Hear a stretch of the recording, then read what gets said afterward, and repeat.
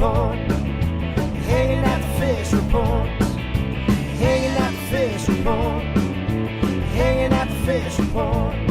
For your latest news in high school sports, tune in to the fish report. Don't need no bed, don't need no pull. When you tune in to the fish report. Hanging at the fish report. Hanging at the fish report.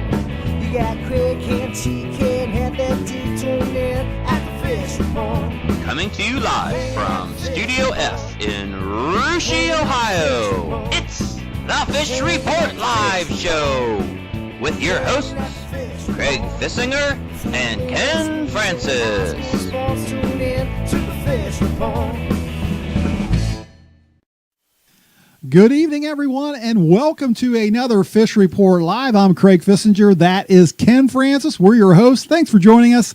Back in our sound room tonight, it's two guys we like to call TK and Heavy D. We'll be talking to them a little bit later in the show, and always excited to talk to Covey and Kearns out in Studio R. Ken, another fun night on FRL, and tell me something. Is it spring yet? Well, it's supposed to be, Craig, but it sure doesn't feel like it. It sure doesn't look like it. You know, we had 3 inches of snow on the ground Monday morning, I think it was, when we woke up. But it's wet, it's cold, it's snowy. But, sooner or later, Craig, the worms are going to turn, the weather's going to get better, and we're going to start getting in some track meets, some baseball games, and some softball games.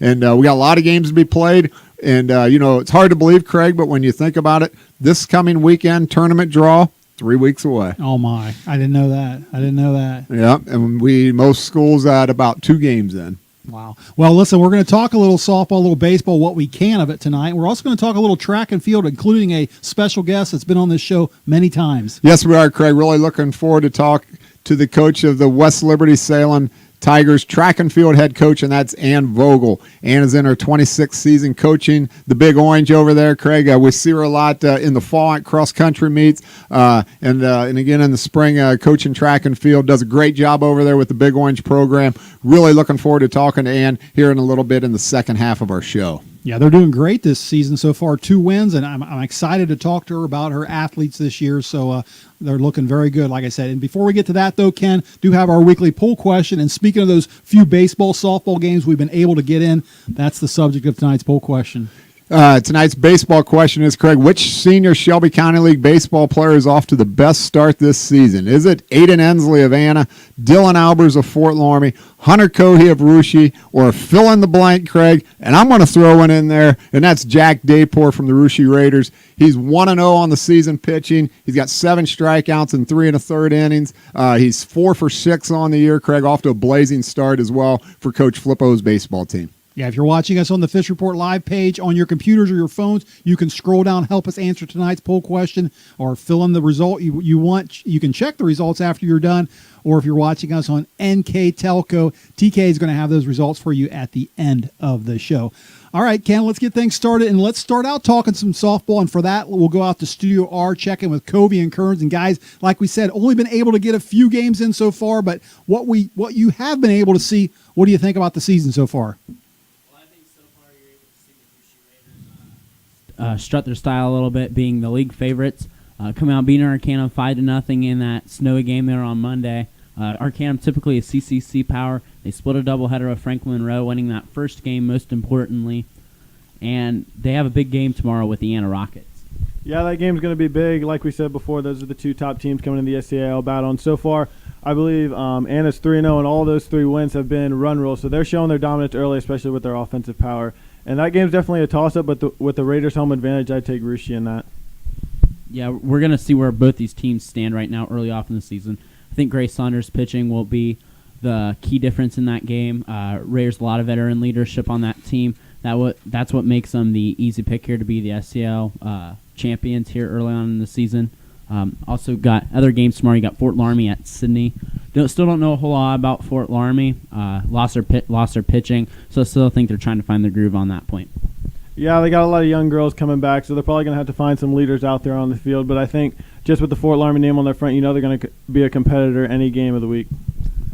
Yeah, that's great stuff, guys. Covey, Kearns, tell me a little bit about Grace the Ace, Amazing Grace, whatever you want to call her, but I watched her a little bit the other day at the snowy field of Rushi, which, by the way, thanks to all the people that used the effort there to shovel and push snow off of that softball diamond. It was a great effort there. Got a good game in against Arcanum, a very good Arcanum game.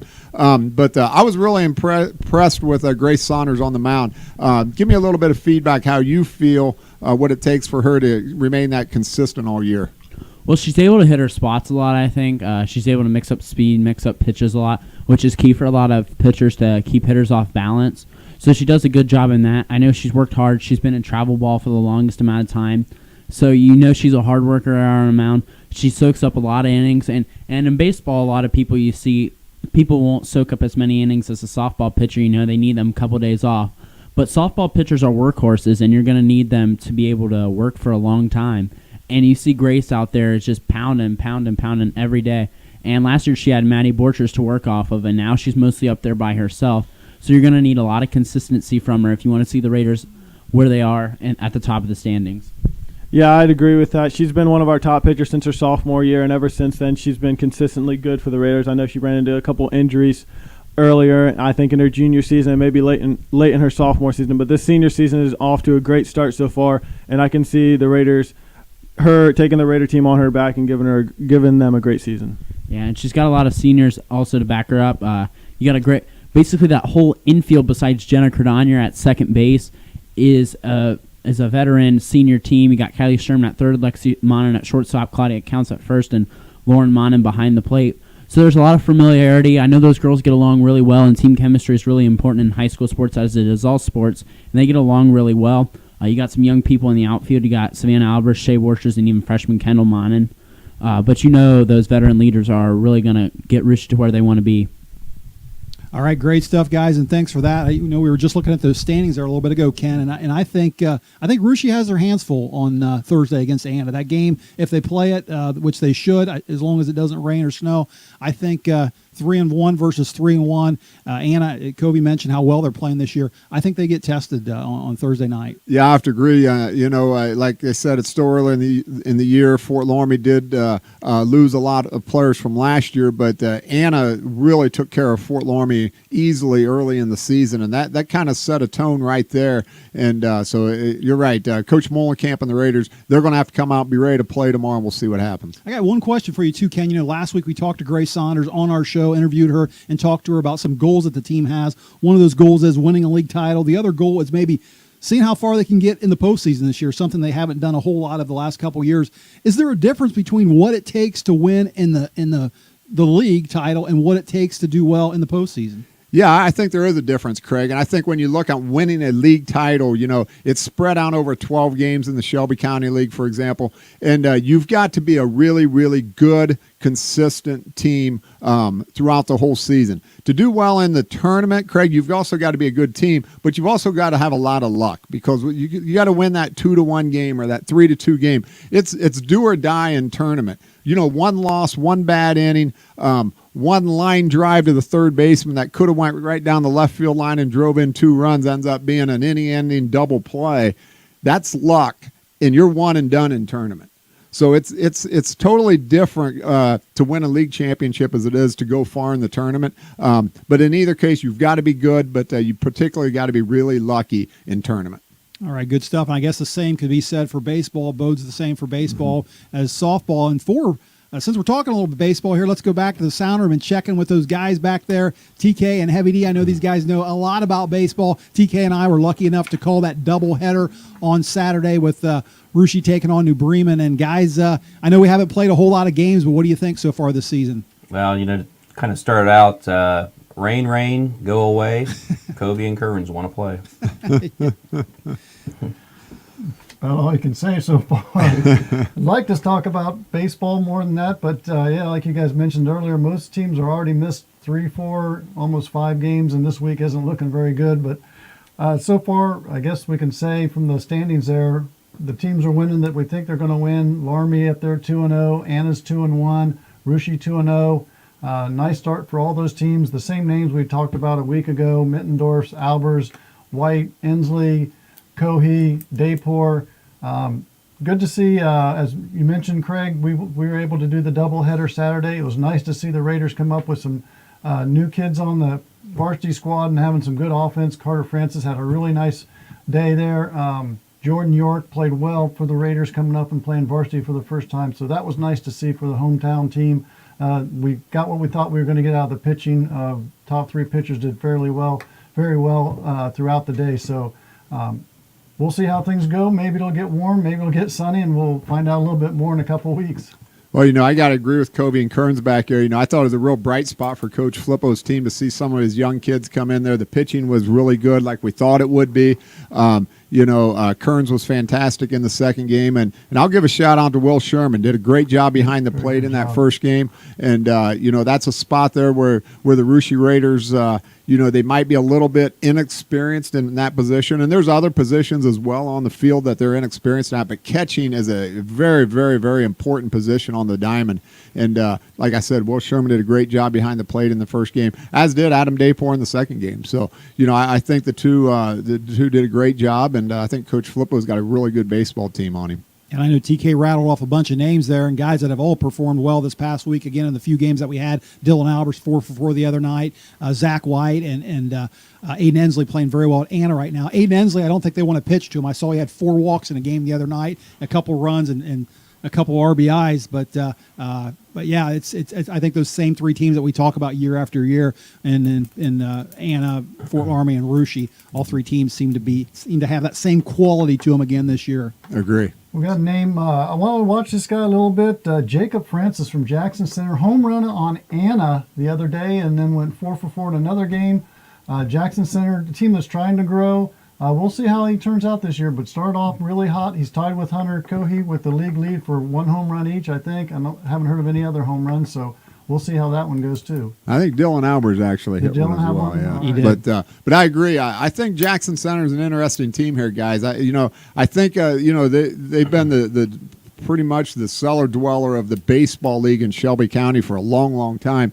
But they got a new coach over there. I'm sorry, I can't think of his name right now. But I think. What is it? Coach Lyles. Coach Lyles. And I tell you what, he did a lot of work to the ball diamond. He's drawing a lot of interest in baseball over there in Jackson Center, and he's trying to rebuild that program. They've got a lot of good athletes. They just got to get them to want to play a little bit of baseball. And, I think they're a couple years away yet, Craig, but, look out for Jackson Center. I think they're going to be a little bit more respectable team this year. And the Francis boy that you talked about, good pitcher, keeps a lot of teams off balance, can be kind of crafty.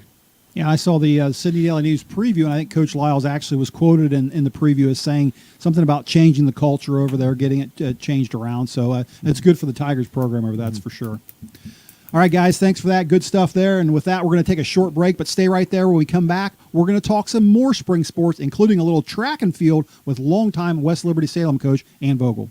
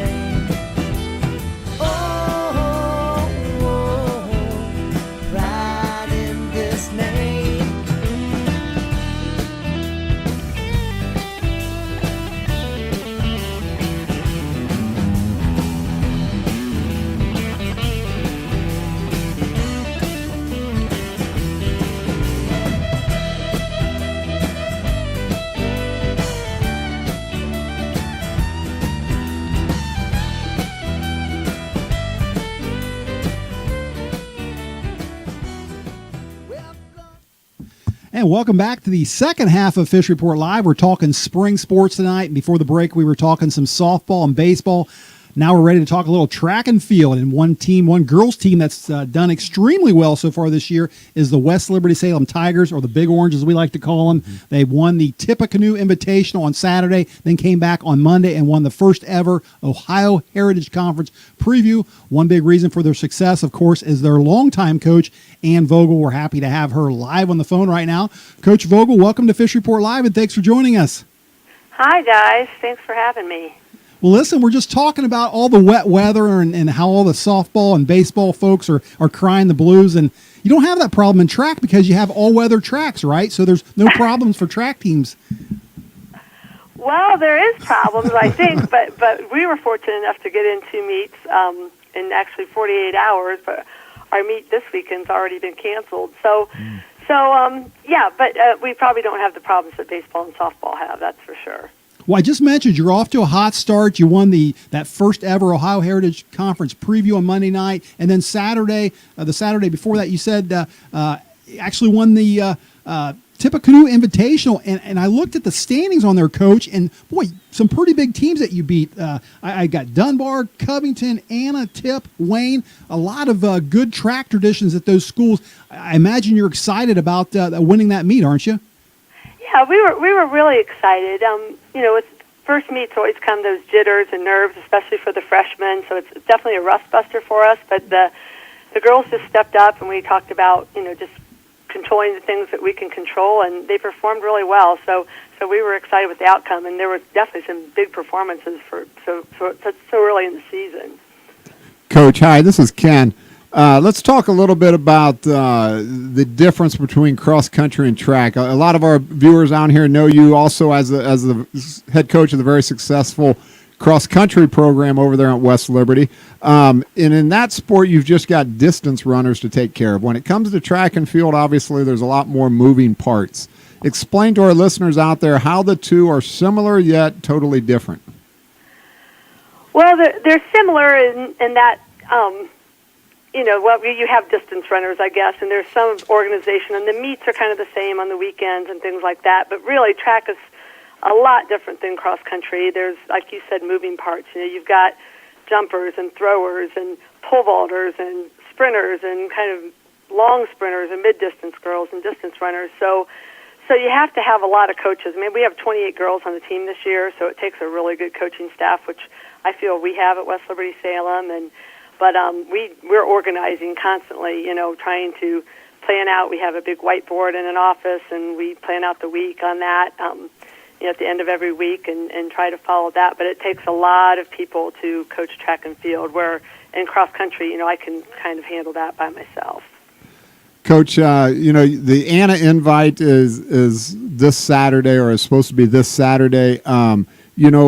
But if that one's not ran, let's talk about some of your upcoming big meets and some of your stars on your team and what it's going to take for them to be successful in the different types of meet that you're participating in. Yeah, actually this year we were going to go to Miami East. We were going to change things up, and they canceled that apparently this morning. I think Anna's still, right now, they're going to run at Anna. But for big meets for us, next weekend we have the Graham Invitational, which is usually a big meet and has a lot of the CBC, Central Buckeye Conference schools there. It's a lot more D2 schools. That's always a big meet, and it's close, so the kids always look forward to that meet. And we're also going to the Wayne Invitational later in April, which is one of the biggest, I think, track and field invitationals in the state, and lots of competition. And we go there, and we hardly ever score a point, but we also go there and set school records, and you just get to see totally different faces and compete against people that really challenge you. And I think it always makes us better and gets us ready for the postseason. So those are two meets that we really, really look forward to. And then we host our own home meet the weekend before the conference meets as well. So that's a big meet, too. Bell Fountain comes to that. Versailles is coming this year. We're excited to have them. So definitely some big meets that we're looking forward to. Coach, like I said before, our viewers out here, they've seen your success on the cross-country meets, but last year you were at a regional championship in cross country. The year before that, you placed 4th place in the regional. Last year in track and field, you actually I don't think had any state qualifiers. But this year, your team's off to a great start. What's it going to take for some of your stars this year to qualify for the state, maybe for you to place very high at the regional meet, to get a lot of points in some of this postseason? Last year we were definitely disappointed not to get the state, but man, our regional is just the toughest regional, I would argue, in the state for D3. But this year, we're fortunate to have numbers. We have 28 girls on the team. That definitely gives us some depth. And we also, as a D3 coach, you have some years that are a little thin and some years that are better. And this year is just one of these perfect storms for us, where we have a great group of seniors that have been there. 2 of the seniors have been to state in the 4x4 in track. And then we have Reagan Bolesky, who's went to state in cross country all 4 years, has never made it to in state, and she's hoping to do that this year. And then we have a really strong freshman class as well that has some big meet experience. They were really successful in middle school, so I think we've got that perfect storm. And then we also have a really strong sophomore class. So putting that all together, and hopefully, to make a run at the regional meet, you've got schools like Minster and Covington, and thankfully, Anna, that the D3 champs last year, D2, and so are Versailles. So, we're hoping we can make some improvements from last year, and I feel we can. I feel we have a lot more depth, and see what we can do when we get to that regional meet and get as many kids as we can to state.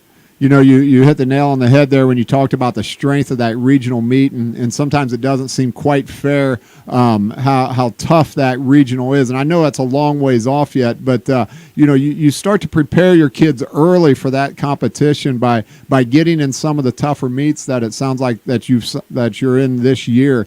And do you feel that'll prepare your kids a lot better as the season winds down and the postseason begins? Yeah, I definitely think so. That just those bigger meets and going to TIP was a great start for us. Unfortunately, this meet's canceled this weekend, but Graham's always a good meet that challenges us, and hopefully we've talked a lot about this year, taking it one meet at a time. And I know there's a group of seniors that really want to get to state, and I showed them the front page of Fish Report this week, and they said, "Man, you guys are rubbing it in, saying that no one made it to state last year." but they've got a fire, and they've set some big goals for themselves. So I definitely see us getting there, and we just have to take it 1 week at a time and try to get better every day.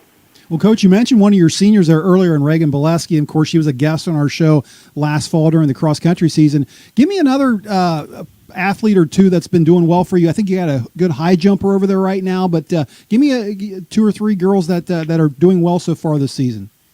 Sure. We've got Janie Kopis is our high jumper who went 5.2. She just missed our school record's 5.3. So, we were going to be excited with the weather the way it has been, 4.10 or 5 feet to start out. So she went 5.2 at TIP. She's a great athlete for us. And we've got Taylor Locke, another senior who just came off the basketball season, came right into track, and she's just one of those all-purpose gals that, she could run the 100 for us up to the 800. Last year, she hasn't ran the 4x8 for us yet this year, but there's a good possibility she'll be in that. And then we've got some freshmen, Caitlin Stapleton, Kaylee Levan has been doing really well in the 100. So there's quite a few girls there that are going to make a big impact for us.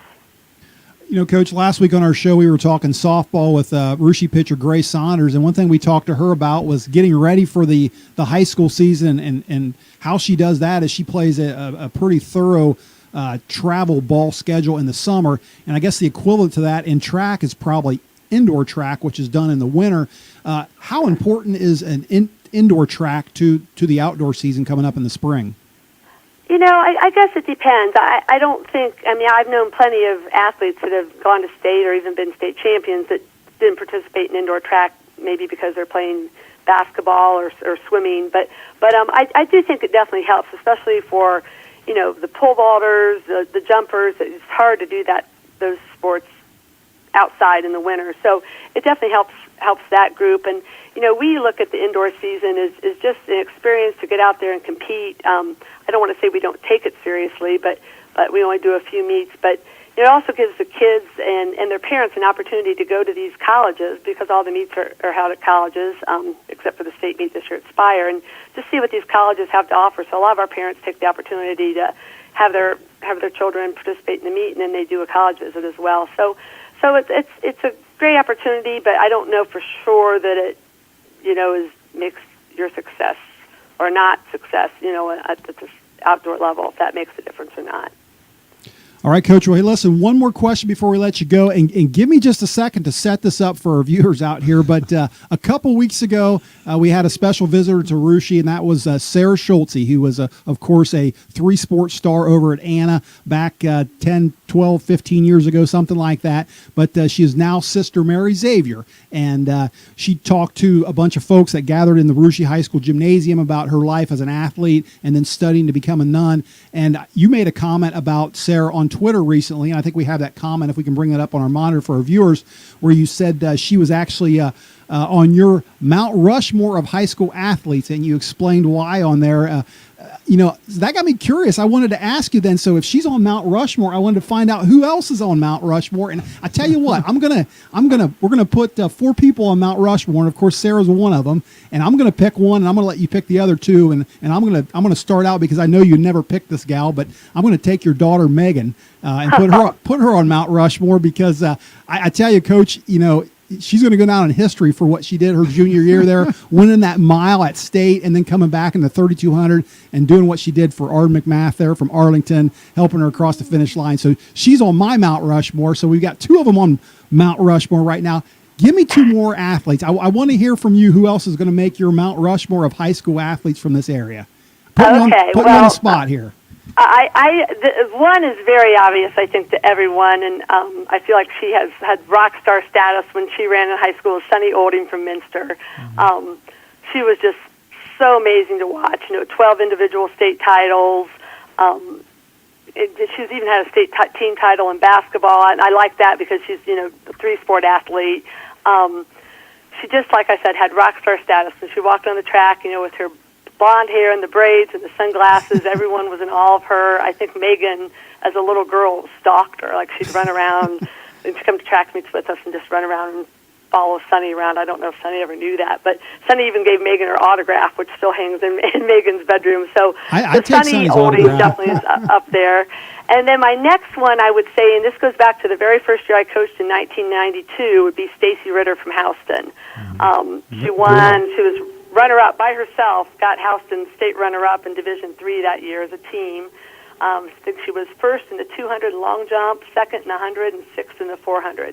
And I just remember her the first year I coached. I was so young, in my 20s, and just thought, this girl is amazing. I mean, she just looked so athletic, and even at that time, I thought looked so much more athletic than so many of the guys out there competing. So I think I'd have to put Stacy Ritter on my Mount Rushmore as well. Good choices. That's absolutely great choices there, Coach. Well, listen, from Fish Report and TK and Heavy D back there, and Craig and I, we appreciate you being on our show tonight. Wish you the best of luck this season. Hopefully we get some warmer weather for everybody involved, and we can go out there and enjoy some of this nice spring sports that we always look forward to. Well, hey, thanks so much. And Jason wanted me to tell you that you guys look really good tonight. All right. Thanks. Okay. Take care. Thank you. Thanks, Coach. Bye. All right, we got Coach's husband tuning into us as well, so that's always good. We got at least 2 viewers out there tonight. Right. So that's great stuff. Yeah, I'm excited about their program this year. They, like I said, they started out with these 2 big wins right off the bat, and a lot to look forward to them. Didn't mean to rub it into the team by putting it on the Fish Report website today that they didn't have any state qualifiers this year, but I think they're definitely going to have some this year, and just awfully excited about the potential of that program. Yeah, like she said, they just go to one tough regional. When you look at all the athletes that are going to be there from West Liberty to Minster to Fort Loramie to Russia to Covington, and that's not counting your Cincinnati schools that typically bring in the sprinters and everything. It's just a super tough regional every year, but makes it for a lot of fun and makes the competition stand out. Now, one team they won't have to face is Anna. They're Division II this year, so One more thing to get to tonight, and that is our poll question. Ken, why don't you read that for our viewers again, and we'll have Well, TK we're check going to ask our results. viewers which senior Shelby County League baseball player is off to the best start. And like I said, it's Aiden Ensley, Dylan Albers, Hunter Cohey, or fill in the blank. And I threw in Jack Daypor in there. So let's go back to the matrix and see what TK and Heavy D have to say is going on. All right, guys. Ken was the only write-in with Jack Daypor, but of the other names, we've got a split between Dylan Albers and Hunter Cohey, so 50-50 split there. And then we got the Jack Daypor write-in from Ken. All righty. Well, listen, 3 or 4 great baseball players right there. I'm sure they're all going to have great seasons, and look forward to watching them all 4 play throughout the year. And hopefully the weather gets better when we can actually watch them play, right, Craig? That's right. That's right.